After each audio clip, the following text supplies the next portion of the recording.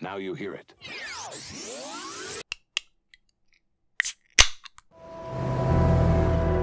When you're a child, you learn there are 3 dimensions: height, width, and depth, like a shoebox. Then later you hear there's a 4th dimension: time. From Seattle, we're Drinking the Movies. I'm Taylor Baker. And I'm Michael Clausen. Oh, hey, Michael. Fancy to see you recording here again directly after that very long episode we just did. How you doing? I'm doing good. How about yourself? A little bit beleaguered. That was quite the undertaking to do the best of the year so far before this one. Came in at a couple hours. I'm definitely feeling the exhaustion level from that, but I hope I can turn it back on and get excited to talk about Jenna Rollins and this lovely John Cassavetes film on a very short turnaround rescreening week. That's right. We're talking about A Woman Under the Influence, a film that I think both of us had, or that neither of us had seen before. Correct. Picking it for this topic of discussion. Should we do a first impression of what we have coming up on our next rescreening episode, though, before we dive in? Yeah. Our next title is Yojimbo. Let's take a look. あの6人叩き殺したのはおめえじゃねえかと思ってね。刀かピストルか宿命の対決。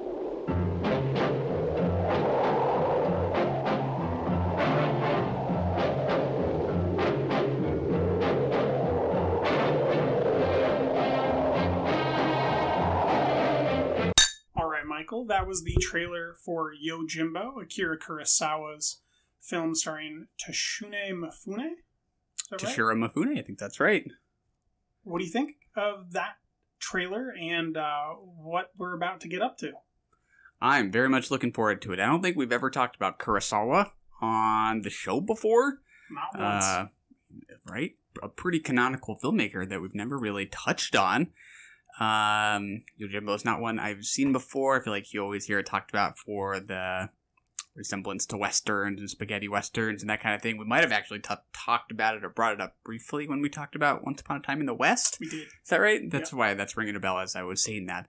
A handful of Kurosawas, a handful of which star Toshiro Mifune. I think he's pretty much a regular for Kurosawa. I think he's great. Do you think one of the famous characterizations that Kurosawa had himself about Mifune was that he described him as a wolf on the loose, which is a description I always kind of liked. It's a certain kind of wildness about him that he actually feels a little bit more tame here. I think it looks great. I'm stoked. What about you? Yeah, I echo that sentiment. Reminds me of, it makes me think that perhaps Mifune was like an influence on who Clint Eastwood tried to be. As a performer, I think there's a very direct similarity in what I was seeing in like the solitary guy just wandering around, kind of being silent and looking strong type of a thing.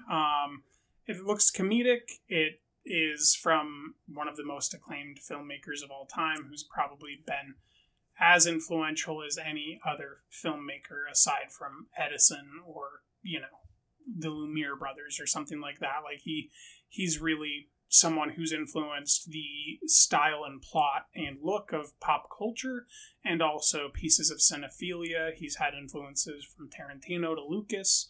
So I'm very excited to dig into Blind Spot for me with him. And we'll do that next month. I like the Clint Eastwood comparison because there's definitely just like the strong silent type that you could I could totally see Clint Eastwood having maybe picked up from him, but also like Clint Eastwood in old age when he groans, it's almost like he is growling sometimes, which definitely fits with that wolfish characterization of Mifune. That's kind of funny. I like it. All right, on to A Woman Under the Influence. All right, I'll say it. I still think you're a son of a bitch for putting her away. If you send her away, you could have picked her up. It is too much. Now, this is your big chance. She's going to make her lunch. It's my mother. I know it's your mother. Have it into the mouth. Let me answer the phone and speak to my mother. Hello? Hi, Mama. All right, Michael. This is a film written and directed by John Cassavetes, starring his beautiful wife, Jenna Rowlands, and his best friend in the world, according to him, Peter Falk.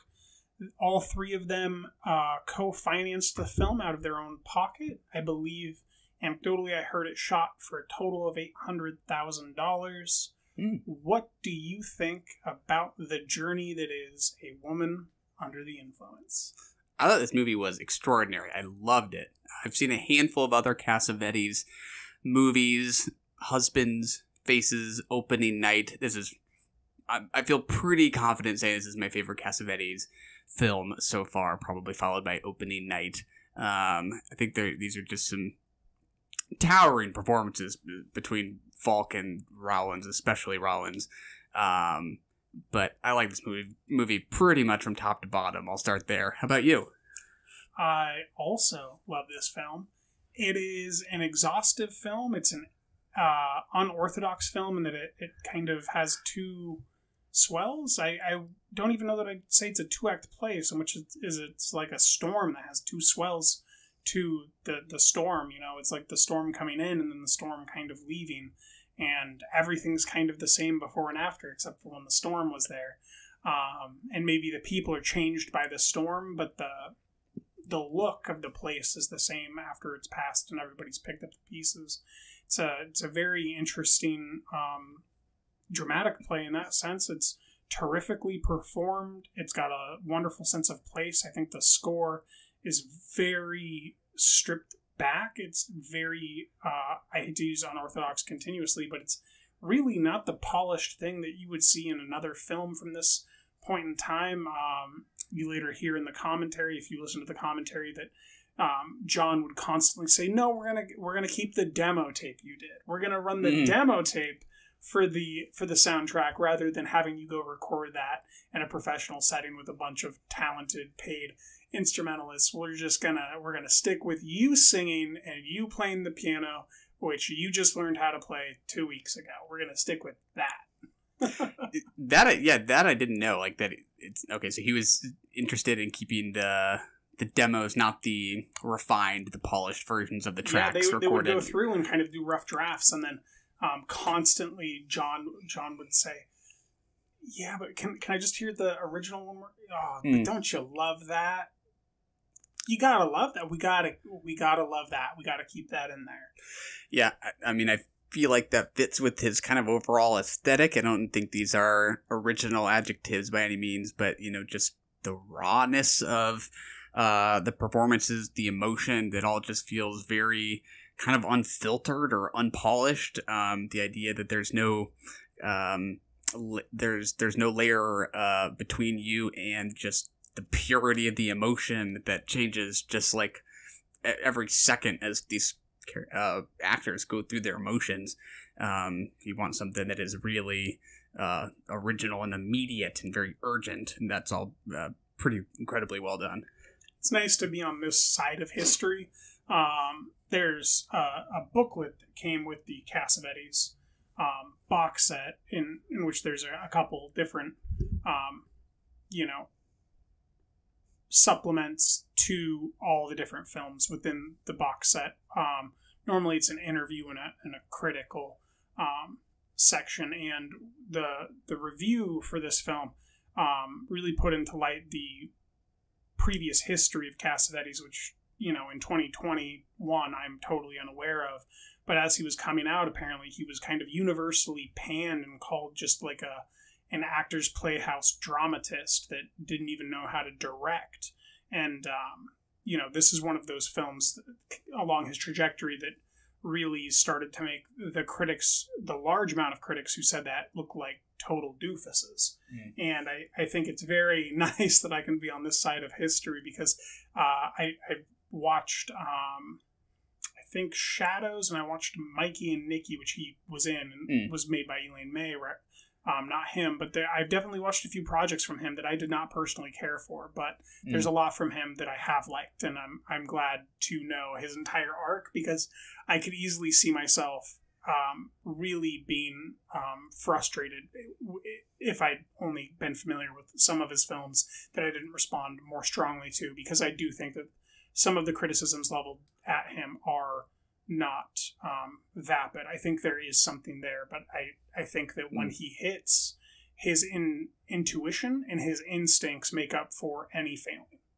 Yeah, I think I remember maybe saying this when we did our first impression of a woman under the influence. I think some of them can be a little tough to access. I remember feeling that way a little bit with Faces.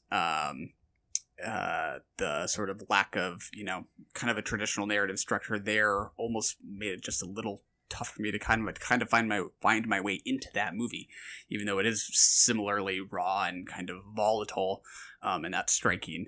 I think there is kind of an emotional core to this one. There is a real kind of emotional focal point between our leads, Mabel and Nick Longetti, Peter Falk and Jenna Rollins, that's a little easier to latch onto, for lack of a better word.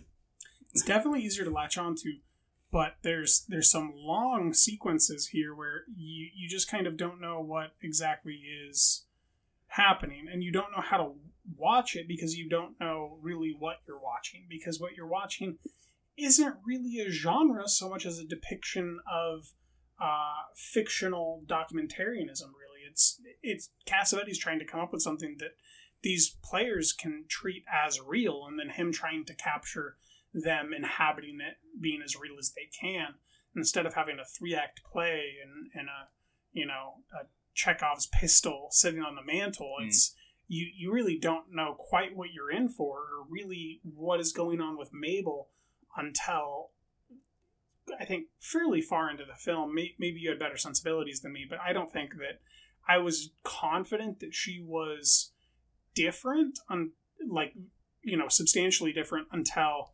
the asking for time scene when she was going to pick her kids up on the bus. Oh yeah, when those uptown girls that are dressed very fancy and literally won't stop to give her the time of day, when she's dealing with them, and she starts going and she's making these fart noises and kind of blowing her raspberries and then throwing her thumb up in the air at the end of a fist. You really start to get the sense that she's socially different. You don't really know how, and at the end of the film, you don't know either. But that's the first time that I really knew that something was deeper there. And I think that there's an important question about this film that I wanted to ask you a little bit earlier, but I will ask now. This film is called A Woman Under the Influence. What is she under the influence of? That's a good question. I'm going to have to sit on that for a bit of more of our conversation to see if I can come up with a good answer to that. Do you have something already? I have a few different things. I think that it's more, what is she not under the influence of?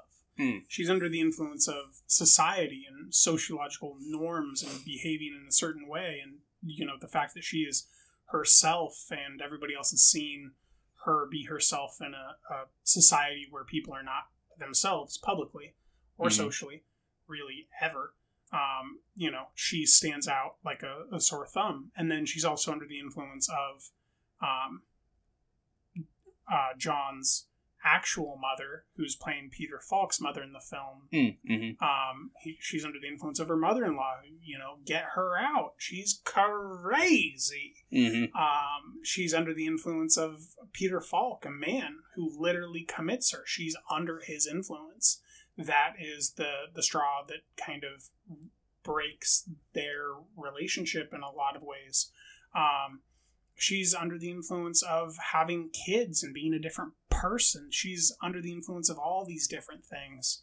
I don't really think that it ever ends, right? Because she's also behaving as the wife, not just to Falk, but she's hosting these big dinners, and in the commentary you find out that dinner scene in the beginning that they have, that big spaghetti dinner scene, that was what they would do when they were done shooting. They would do the same exact thing. They would have these spaghetti dinners because they couldn't afford anything else. They had to feed everybody. And the spaghetti that they were eating was actually, for the people that ate it, that was their meal. And then everybody who was working, would have their own meal after that. Yeah. Yeah. If there's anything I like about this movie, and maybe Cassavetes in general, is just his tendency to, or the fact that he's less interested in trying to explain human behavior than he is in just trying to capture and observe it. I think there are things about these kind of this couple's social background that tell us why they might behave the way that they do. They're in this kind of Italian working class milieu that I think would bring about, maybe some certain expectations around masculinity, for sure, right? And the kind of control that Nick seems to want to have in this relationship, which is a tough thing to exercise when you have someone who is so slippery in their emotions and all over the place. I think he's often quite frustrated by that. But, I don't think Cassavetes is as interested in kind of a cause and effect kind of psychological storytelling as much as he is in just bringing it to life with as much immediacy as he can, and sort of discouraging judgment one way or the other. He kind of lets us evaluate each of them as romantic partners and as parents to these kids. And it's just something about like the liveliness of the movie and how combustible the situation feels. Because I feel like they're unstable in two very different ways. She is psychologically unstable, but I would think you could argue he is temperamentally unstable. And when you get two people like that together, they can kind of find balance. I don't think it's arguably. I think he literally says, "I will kill you and the kids." There you go. I'm pretty sure he says that. There you go.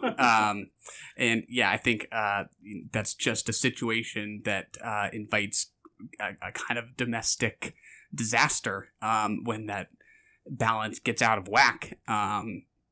Yeah, it's great stuff. I want everybody to have a good time. Why aren't you having a good time? Have a good time. Yeah. Right? Yeah. That's where he's coming at it from. He's kind of like this guy who can't adapt. He's trying to pursue this ideal version of happiness, but he's not willing to let happiness be anything other than this idyllic version that he has. And since it will never reach that, he's just constantly frustrated and emasculated by it because it's this thing that he decided he wants and he can't admit that he failed or anything like that. And then Mabel, she's kind of balancing being his lover, his love interest, and like the version that they were, with being this mother who like dotes and loves her children completely.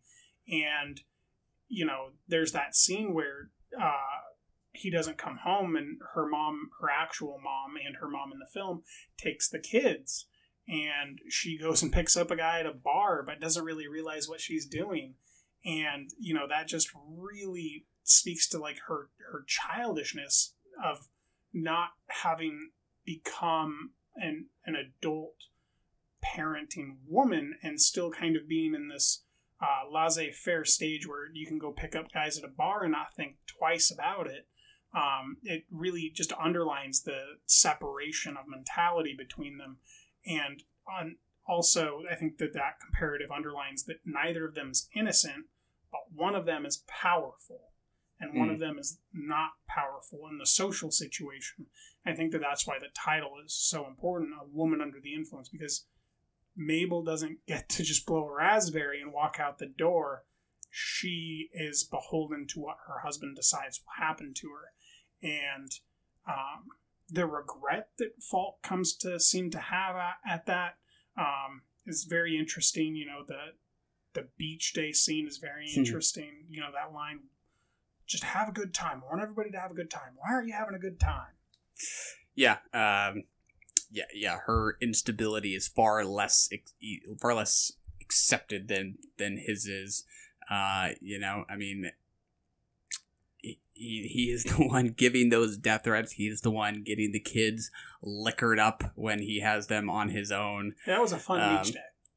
I think the kids had a great time. There's no doubt about that. They got hammered. That was a real beer. They were convincing. The great child performances for sure. I think these kids are really good.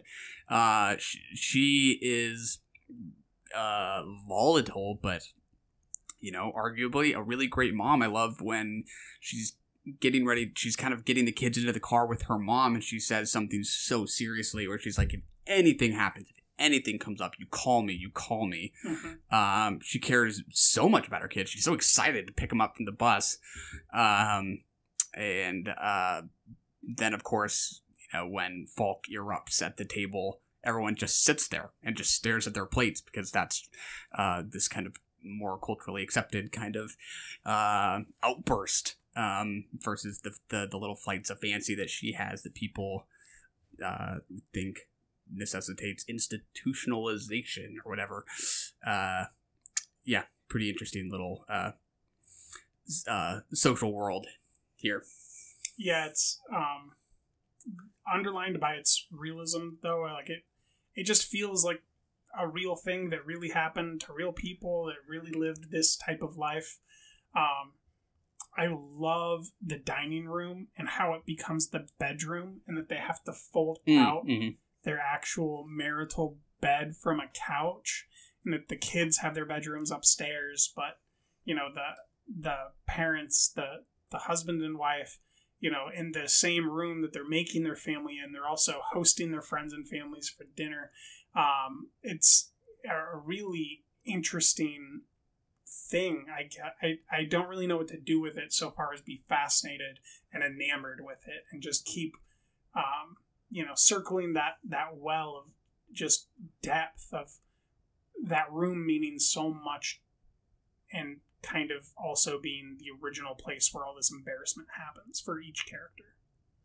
Yeah, the house and the sense of space you get within that room, from like the foyer, just as soon as you kind of step into the house, there's the living room off to the right when you would be coming in, and then that room you're describing off to the left. Like you get such a clear kind of sense of that space, and like the way people are just kind of arranged in those rooms throughout shots is really realistic, but also with these moments of poetry that come as a surprise. You'll be watching something from a few steps back, and then he cuts in close kind of unexpectedly. I think one of the more striking ones is towards the end, where you see Falk kind of pull her off to the side, and we see him in silhouette as he's trying to get her to start doing all those old mannerisms again after she has come back from the institution. Come on. Yeah, another great instance of his want of control. He wants to be able to turn this on and off when he wishes. But then the camera pulls back, and we're just kind of in this room again. That sense of space and distance between people in these rooms is really, really something. I think his use of static cameras also, because the focus isn't really being pulled. And when it is, it's not pulled quickly. So these actors are going in and out of focus as they're walking. And it's, it's kind of reflective of the piece itself. I don't know that I'm right, but I get the sense, when they're going in and out of focus, it's just like the thoughts that they're thinking as they're trying to come up with what they're trying to say, to explain something to Mabel, or to have a conversation with someone else, or for Nick to convince John's mom, his mom in the film, that she's fine, she doesn't need to be institutionalized. There's just a great sense of humanity that comes with people going in and out of the focus here. I think it's equally mirrored when John himself picks up the camera and does handheld shots. I think it's with an Ari, and he's really flurriedly moving the camera back and forth in only dialogue sequences. He never shoots action with this handheld camera. The handheld camera is exclusively used for these conversations, which adds this frenetic sense of communicativeness and the sense that anything can really happen in this high-stakes exchange of language, where the outcome of your life depends on words. Yeah. Slight change of topic, but related, is just some of the color in this movie. I'm sure it's been restored. I don't think I saw any notes right off the bat as this film started, but it's a very clean looking film, at least the one that's on Criterion and that kind of thing. But just, man, some of the color in this movie that really pops. Nick has that like varsity jacket he wears and this little kind of like floppy hat with these blues that really pop. Whenever we see him on his truck going to or from work, whether it's with the kids or not, it's like this fire truck red that just pops right off the screen. Mabel wears this like bright blue and yellow robe. It's all this kind of like, very lived in working class realism, but with these real kind of rich pops of color that look really, really beautiful. Definitely one of my best, or one of my, it is one of his best looking movies, I think, for sure. Yeah. I mean, there's a lot of distinctive looks to it that I like. But I mean, he did Gloria, which I think is just a stunning film to look at. Chinese Bookie, I think, is terrific as a film and also beautiful to look at with its nighttime cinematography and its inky streets, to quote you on Thief. I can't speak to that because I haven't seen all the other films that you've seen, and I gather that he definitely did go through a brief like formula evolution here, and I'm talking about a lot of his later films. Bookie immediately comes after this film with a lot of the same team, and Gloria is in 1980. But, I mean, you got to linger a little bit more on Jenna playing someone who, in the film, actually looks like she's losing her mind. And just the talent that goes into that, like how often do you see an actress that makes you question if this is a documentary film and they are, in fact, going crazy? Mm-hmm. Like, I love Claire Foy in Unsane, but I always knew she was performing. Mm-hmm. Here, I wasn't always certain. Yeah, I mean, there is just like a certain speed at which Mabel seems to be kind of going from one headspace to another, from one emotion to another. You just kind of see it in like her, like the way she kind of darts her eyes. There's just kind of a frantic kind of nervous energy she carries that just gives you that sense of mental instability that is just so authentic. It is not actorly. It seems, I mean, you can only use the word real or realistic so many times, but there are only so many words that convey that. So yeah, no, you're totally right. Nervous. That's exactly what she is. She's constantly evoking a sense of nervousness. And I think that Falk is constantly kind of trying to keep a lid on anger and what it is that he's angry about, and what he's owed is what's interesting. And then for her, it's all these different ways that she is showing her nervousness and all these different thoughts that she has in her head. And then when she goes to pick her kids up from school, you get the sense that she's been thinking about this all day. That was like an anxiety that she had, a nervousness that she had all day about how her kids were. There's a scene that I don't think I've ever seen in a film here where they come home to get the kids' books, they being Jenna Rowland's mother in the film and in real life, and the kids. And they don't realize anyone's home, and this is their first time that they've spent some alone time together in bed. And it's kind of this confrontation scene, and it ends up with Falk bringing everyone onto the bed, whistling. Mm-hmm. And when I say everyone, he even forces Jenna's mom onto the bed, which in the commentary you find out she was very upset with and was totally against, and they forced her to do it anyways.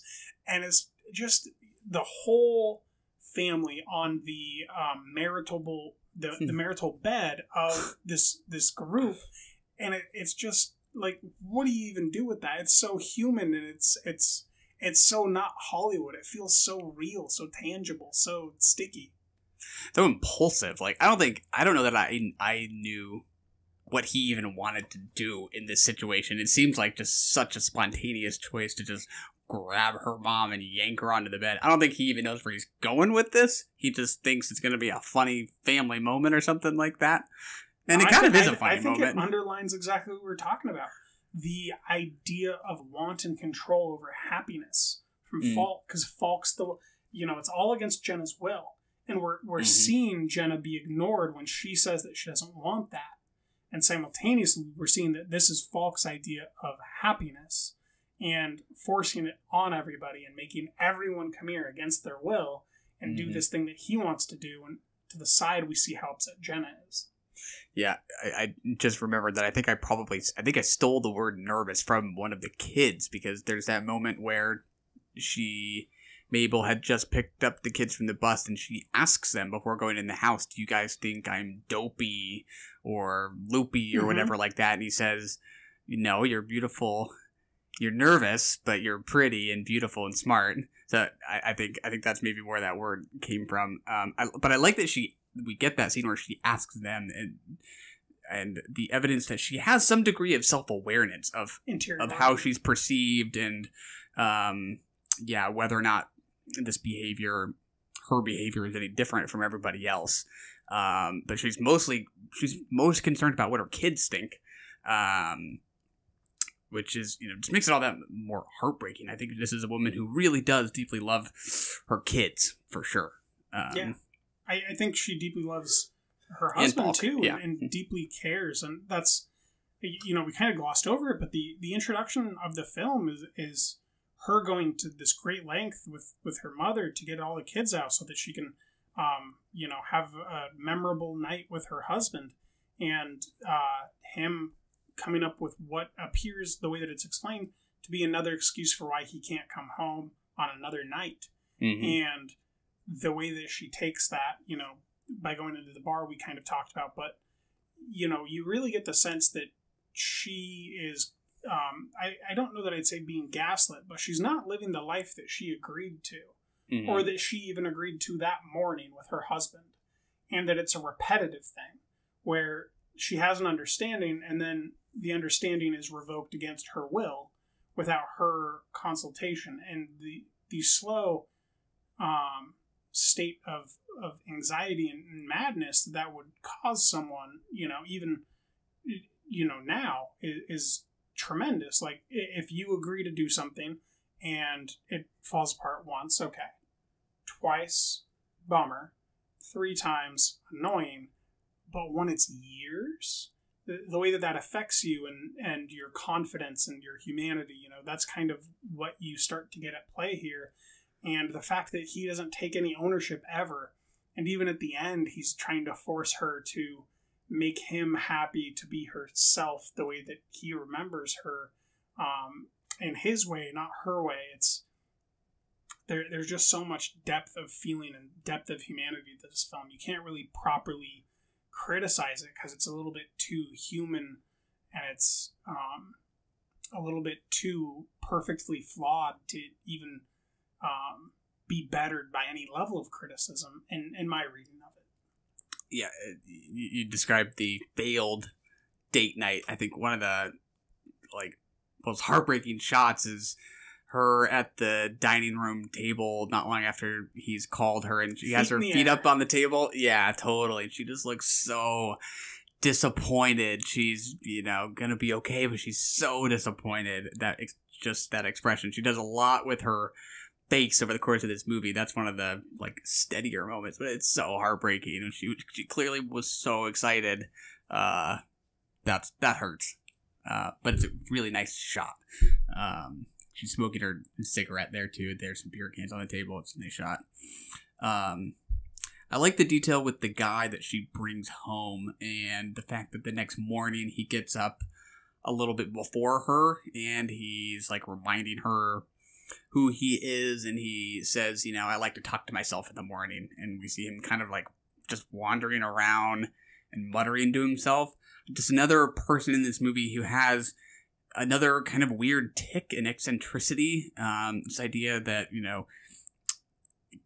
everyone has their own little weird ticks that might be crazy in some way, and there are just some that are more easily accepted than others. Is a nice little touch, because he's kind of an odd dude. He is kind of an odd dude. Yeah, it's interesting how things that are tics of social outcasts are depicted really just plainly here, and without a real second thought, which kind of, you know, gives you a look at what feels like an older time where, you know, there were a bunch of different types of people and different people had tics. And, you know, for someone like me, my dad grew up in a small town. His parents lived in a small town, and everybody kind of knew everybody. And, you know, there was a sense of, you know, that's just how that person is. They have this tic. Don't say this around them. You know, everybody just kind of has their own particulars. And, you know, there's other people in town that were saying the same thing about my family, and particular things that you should or shouldn't say around my grandfather or something. And you kind of get another look at that where he just speaks about it plainly. You know, I like to talk to myself in the morning, and I like this type of toast, and, you know, this is who I am. And he doesn't give it a second thought. And it also shows the disparity between her as a woman who's married, and, you know, that she can't really say her peculiarities out loud because of the judgment that comes with it, whereas he doesn't have to give it a second thought. It's this interesting underlined thing that I don't think Cassavetes wants to send us a message about so much as show what is passively true about living life if you were really her. Yeah, totally. The perspective is kind of nice, because I feel like with many modern movies in which there is a, you know, main character who is mentally unstable in one way or another, her perspective is usually aligned with everyone else, like a close family member or something like that, and that's usually the more sentimental approach. We kind of see through their eyes a loved one struggle with some kind of mental illness. I feel like that's the more Oscar-y kind of thing. You also see something like the father, which I do like, but that's putting us in the mind of someone who's, you know, mind is breaking down a little bit. But then I feel like this is the third option where I don't feel like we're really aligned with either perspective here. We feel more like voyeurs, just observing this from a third perspective that seems sort of uninvolved, which is just nice because of that non-judgmentalness that comes with that. We're not really on Falk's side or her side. We stick with Falk when she goes into the institution, but I still don't really feel like I'm seeing the world through his eyes. I feel like I am watching him for sure. Yeah, when we didn't go with her, that was definitely a pulling point for me where I was like, what is happening? And then when you never go with her and then she's starting to come back, it's a totally different way than I ever would have imagined the film going with someone who's going into a mental institution. I really thought that John would have been in there with his handheld camera, you know, getting real close-up shots of padded walls and cells or people drooling, or, you know, the administrative bullshit that she was going through. Like, I thought there was going to be that whole thrust, and they just totally look away from it and basically exchange it for a beach day and a working day, kind of like these really long sequences. So it kind of builds up, and then the storm occurs, and then the waves are kind of going out, and you're just spending a couple days with him trying to force happiness on everyone. And then her homecoming happens, and for the first time in the film, we see rain, and everybody comes over for a party. Once again, the only time you ever see everybody come over for a party in a film and then leave before the party starts. This is a very, this is not a film made up of things that you really see in other movies.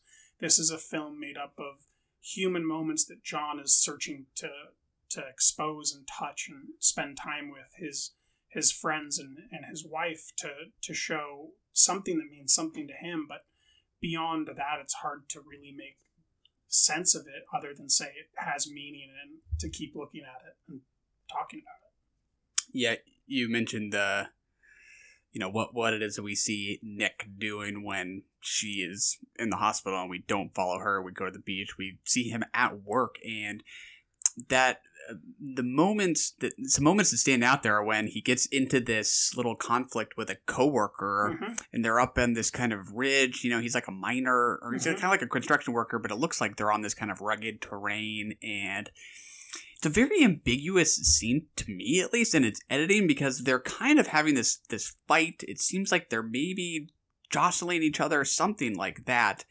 And the editing's, very jumpy, so you don't really I don't have a sense for the continuity in that scene. But then you see this coworker fall down the little hill, like a very rocky hill. Tumbling pretty tough. Yeah, but like, what you can't really tell is right after Nick ducks under this rope, is it something he did that caused this? I'm just not even sure what this scene is there for. I don't dislike it, but I did wonder if this is there as some ambiguous evidence of his own volatility literally causing harm for once, whereas Rowan's instability isn't really hurting anyone except for maybe herself in the end. But it's really not clear to me whether or not he is at all at fault for that guy's little tumble down the mountain. Yeah, it seemed totally ambiguous to me as well. I could not track it. I tried the second time to really pay attention, and I honestly don't know if he was even standing near him with the way that it's pretty shot hard to with tell. The truck in front. Yeah. Like, you can't tell if Falk is sitting in the truck yelling at him. Like, which is the way that I watched it the first time. The first time I thought he was in the truck, and then you never see him get out of the truck or, like, the door closing when he gets on the rope, and I was, well, wait a minute, what actually happened there? But I wanted to watch it in a continuity, so when I rewatched it, I kept close eye, and no, it's directly ambiguous. If I was a betting man, I would say that maybe he originally wrote something violent and then pivoted to something that's passively, macabre, and then that Falk, in finality, was just in a verbal argument, and that caused this to happen, which is really underlining the point of the anger words actually having a volatile outcome, whereas Mabel doesn't. Yeah, I think it's way better for the way it is. I might be saying exactly what you just said, but yeah, Hattie literally underscored the point that he produced a problem with his anger. We can already plenty infer that is a possibility given his temper. So it's just not necessary. You can track the scene as closely as you want. I think it's pretty tough to tell. Yeah. There's a couple other anecdotes that I found really interesting. When they're riding in the back with the kids drinking beer, the sound guy, because of the stripped nature of the film and how much money they didn't have, he literally was running wires up their pant legs. And for a long time, you can see the wires going up their pant legs for the bikes. And he asked John to go in tight, and John goes, "Don't worry about it. There are ropes in the back of the truck." I like it. That's funny. Just kind of that Maverick filmmaking, like, that's not a problem. I'll tell you what those are. Those are ropes. And I can tell you the first time I watched it, I didn't even notice. Without the commentary, it would have totally escaped me. Yeah, in one of the other bonus features, Falk talks about the very first scene in the movie, or maybe it's the second or third scene where he is Falk's character is at the construction site on the road at night. I think it's raining, and they, I think they shot that first chronologically, even though it's not the literal first scene. And the second after they yell action, Cassavetes yells cut, and runs over to Falk and says, "Put this on," and he put the hat on him. And then he kept the hat on for the rest of the movie, and the hat is so a part of that character, the floppy little blue hat. I thought that was funny.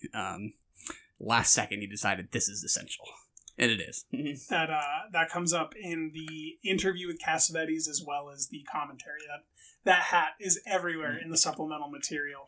It is definitely a hat that informs a certain type of class and the way that that man is conducting his life and how busy he is with working and all that stuff, and maybe where he's coming at the world from in a very clean way. I think that's genius, pure genius by Cassavetes. Boy, for a film that's incredibly long, it's really hard to cut in and find a way of kind of defining different segments than what we've already talked about. But I do think that the bigger segment that we have skirted around without, focusing on it, is when the kids have a party.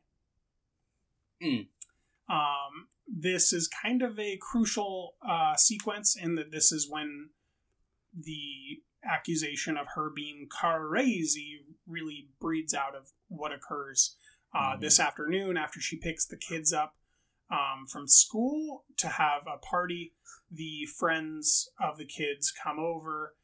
Mabel is hiding under the door to surprise them, and we proceed to the backyard where everyone's having a good time, listening to music, dancing. Well, ostensibly everyone's having a good time besides the father who brought the children. And that sequence where I don't remember what the song is that comes on, but Mabel turns to her kids and says, this is the song that you do the swan dying to. Die. Come on, everybody, die. It's an incredible line, and it just kind of speaks to something that's unsaid in the film about the darker side of it, but the beauty in the darkness. Yeah, a really nice portrayal of how people can just behave kind of uncertainly around someone who appears to them to be unstable. That guy is not outwardly cruel. He's just sort of taken aback by her oddities as she kind of dances around. I think it's Swan Lake. I think that's the scene where Swan Lake comes on. And then he literally, I think he says, you are behaving oddly. And that's when he decides to take the kids away. But yeah, just the fact that he doesn't come on too strong seems just, again, so convincing that is just how that guy would react to this woman's behavior. Is entirely convincing. And entirely taken aback when she answers the door, and he expects to be able to drop the kids off and get going, but she insists, and all of a sudden you're standing in someone's backyard that you don't know while she's flitting around doing a ballet swan death dance and having all the kids do it and applauding them. And it's a lot of things, but it's I think mostly memorable. Yeah, just to add to your point about how it is a little tricky to divvy this movie up into scenes, there is kind of a sense that this feels like one big act or something like that. There are distinct acts, but it all really kind of bleeds together for me. And that, I guess that has to do with just sort of the feeling of it all being so spontaneous, so impulsive, versus a story with chapters or something like that.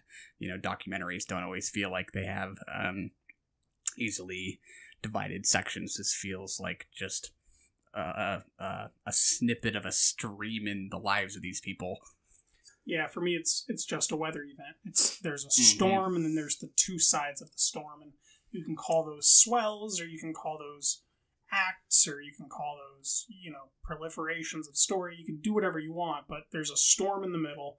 There's a big catalytic event that changes everything, and then there's what was before, and trying to make what was before what is after by Nick, trying to force it by having it be his way, and then Jenna, having gone through that, trying to do everything she can to not be sent back there. But never really being herself, because now if she's trying to be herself, she's being herself for Nick, which is a total compromise of the wholehearted character that we'd gotten to know in the first half. Yeah. I mean, the final moments is they're just getting back into routine. It just feels like they've kind of come full circle. They're kind of turning off the lights and getting ready for bed. It's like they're maybe have found they've gotten back into balance somehow, but it can be a very turbulent life ahead of them, no matter whether they think they've weathered this storm well or not. Yeah, I don't know how I feel about that ending. I don't know if it's a prison, because Jenna has to behave, or else that same thing can happen. And then, Falk's character is trying to create happiness. And in that forced creation of happiness, you create a prison where anything that is out of line is not supposed to be there, and that has negative consequences, which is negative energy for you, and then you're kind of in your own prison of self-imposed quote-unquote happiness in which you're suffering brutally to try to find some version of glee. And I think I don't know how I read the film. I think that's why it's a great film, is that, we've talked for almost an hour about it, and I don't have any better read on how to explain it to people, or I don't feel like there's really a good critical analysis to be had of the film itself. I think that it is one of those few pieces that really is kind of humanity summed up in a few hours, and you can spend time with it and you can talk about it to try to gather your own feelings about it, but that is in no way a reflection of criticism that you can bring back to the piece itself. Maybe there's certain pieces of like actors or flaws or moments, but to me it's just this cohesive bit of honesty. And I don't think it's a perfect film, but I do think it's an honest one that we just don't see the likes of really ever. Yeah, I'll throw out one reference point that I really thought was going to be an original one, and then I read the little Criterion booklet, and it came up in there. I'm like, oh, this is probably something that's been brought up a billion times, but I thought about Raging Bull a little bit. Yeah. Just for that, again, that kind of Italian working class milieu, and that's obviously a boxing movie, but it's largely about his kind of domestic situation, his idea of masculinity, his jealousy of his wife. I think he is he's his own guy for sure. He's not Falk by any means, but there are definitely some interesting things to compare between those two movies. I completely agree. It's there's a certain kind of essence to, I think, what Cassavetes and what early Scorsese are doing about trying to capture their experiences of this Italian family life and trying to translate it, and not just their family life necessarily, but like to be an Italian American in this city or in this borough, or have this background or have this particular family style, and they're just trying to communicate the truth of that they experienced, that was carried down to them, that was just their life. And it's I think one of the most beautifully committed pieces of I guess anthropology to film, which is these Italian immigrants growing up in New York and the rest of America, and then expressing that in the 70s through the 80s. Yeah. And then I think you could maybe broaden it just a little bit more and just kind of think of it as a marriage movie. We've talked mainly about the mental instability here in the working class world, but, just to kind of think about this in relation to things like Scenes from a Marriage, or like Before Midnight, or any of those, movies that I think of. I think about great movies about marriage. This is definitely one of them, because for all the turbulence and turmoil, it does feel like there is a lot of love in this marriage at the same time, and that's what makes it so shattering, really. I was very, very emotional by this movie.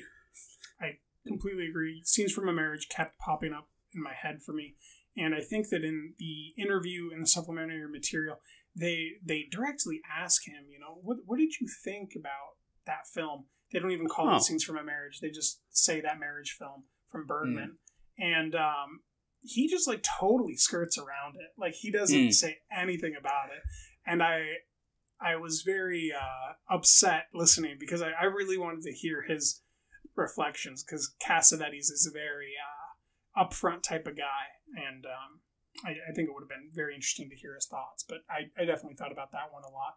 I think the Before trilogy, for me, I don't quite interpret in the same vein. They're all marriage related storytelling through the lens format medium, but that trilogy has just got a lot more breathing room than the other two for me. Scenes from a Marriage, shot sequentially, it's like six 1 hour episodes or whatever it is, and then this is, God, they shot like 170,000 feet of film or something crazy for this, and they spent 2 years working on it. Like, to me, these are just, and then they left it, so it was of that time. So there's just something distinct about the Before trilogy for me that's different here. Oh, yeah, for sure. I use the phrase marriage movie very loosely, and if anything, that might be more interesting for the contrast, thinking about Before Midnight and Ethan Hawke and Julie Delpy being in the Mediterranean in all places, the affluence and the role that plays in comparison to the Italian working class thing here. Yeah, big difference in how all their emotions play out. Is there anything else that you want to get to before we get to our favorite scenes? Only other thing I was going to throw out there is that I feel like I often hear of the French filmmaker Maurice Pialat talked about in relation to Cassavetes. I feel like he's even described sometimes as the French Cassavetes, and this is the one where I feel like I most felt that kinship. Of the Pialat films I've seen, he's more interested, or he stands out as different in that he really likes ellipses. There will be these gaps in the stories, but in terms of this really unvarnished, raw, kind of observational storytelling, I think there's a really interesting kinship there. That's, I don't know, just worth noting because it's cool. And I think I had one more thing, but I forgot. So let's do favorite scenes. Well, I'm totally unfamiliar with that director. Can you say his name again? Maurice Pialat. And what's one or a couple of his best films? If I liked this. Oh, Lulu is a good one with Gerard Depardieu and Isabelle Huppert. She is like a slightly like a middle class woman. He's a working class guy. They kind of develop a relationship. It's a romance, somewhat similar in its milieu. It's obviously in France. There's one that's very much about a troubled relationship called They Shall Not Grow Old. I think I'm getting that mixed up with that's the Peter name. Jackson. That's the Peter Jackson movie. I think it's They Will Not Grow Old. It's something. It's a variation of that. Yeah.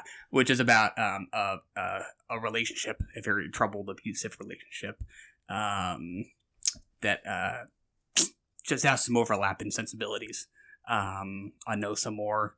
Sandrine Bonnaire is really good. Yeah, all really good stuff. I'll have to give those an eyeball because that's someone who I have tons of blind spots from that I've never heard of. Yeah. But favorite scene, Michael? Pick one and try to figure out what a scene is in this film. It's hard. I really think of shots. I think I've cheated multiple times on recent episodes in really just going to shots. But some of the more striking shots for me are when they're on that bed in the dining room, and you get those shots that feel a little more poetic versus everything that's so kind of realistic and documentary-like, where Rollins is laying on the bed and she's kind of like stretching her hands up in the air, and the camera is not really looking down on her from like a bird's eye view, but it's kind of looking like across the bed. Those moments are really, I think, really beautiful shots. There are a couple of those that just really kind of took my breath away. I really love those. What about you? Mine is actually in the same exact vein. It's and it's really just very brief. It's when she jumps in bed on top of him, and she's wearing socks, and it's from that same kind of angle, and she's just kind of laying sideways on top of him, not entirely on top of him, but like her legs are crossed over his legs, and she's face down and her feet are kind of in the air. She's wearing, dirty socks that maybe have holes in them, and they're just sharing a moment together while things are kind of quiet. They're just having a moment, and it's just this beautiful scene that, like, if you just pause and you look at it, you're just like, this is a moment in between where two people in love are trying to share that love in between their busy lives. Yeah, and it's really terrific. And that was A Woman Under the Influence. They fucked up that ending. And now... And that's another one in the can. There you go. Now you don't.